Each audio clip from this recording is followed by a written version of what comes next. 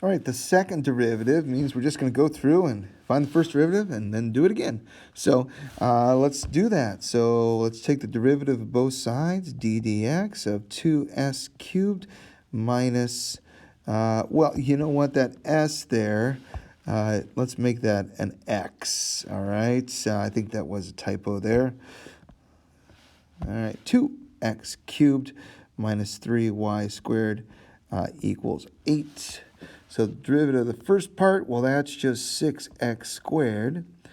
Derivative of 3y squared, well, take the derivative of it, treat it like an x. The derivative of the outside would be 6y to the first times the derivative of the inside, which is dy dx.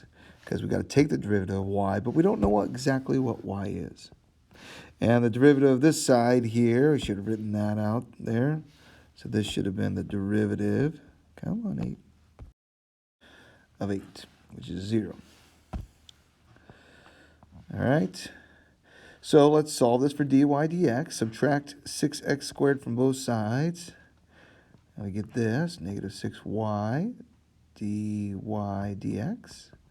And then let's divide by, because this is multiply, negative 6y. And that's going to be dy dx equals what? X squared over y. Then last but not least, we want to take the derivative of that because we're going for the second derivative. So the second derivative, let's come on over here. Let's go the derivative of dy dx and the derivative of x squared over y. Well, the derivative of the derivative, we write it this way, d squared y over dx squared. That's the shorthand for the second derivative. All right. And the derivative of this, we're going to need the quotient rule. Quotient rule says derivative of the top, which is 2x, times the bottom, which is y, minus the top times the derivative of the bottom. And the derivative of the bottom, well, it's y. I don't know what the derivative of the bottom is. That's dy dx, all over the bottom squared. Well, our directions say find the second derivative as a function of x and y. That's important. We can't have a dy dx in there. Well, what is dy dx? We know what dy dx is. We found it along the way. It's x squared over y.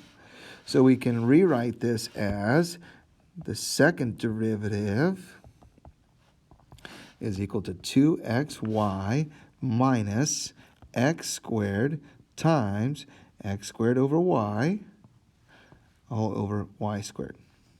Okay. Not too worried about simplifying. We can pretty much leave it there. If we wanted to get rid of this y, because we don't really like compound fractions, we can multiply top and bottom by y. That might be useful. Y cubed. If we distribute this y here, we're going to have 2xy squared minus, and this y is going to cancel with the y we're multiplying by there, so that would be x to the fourth.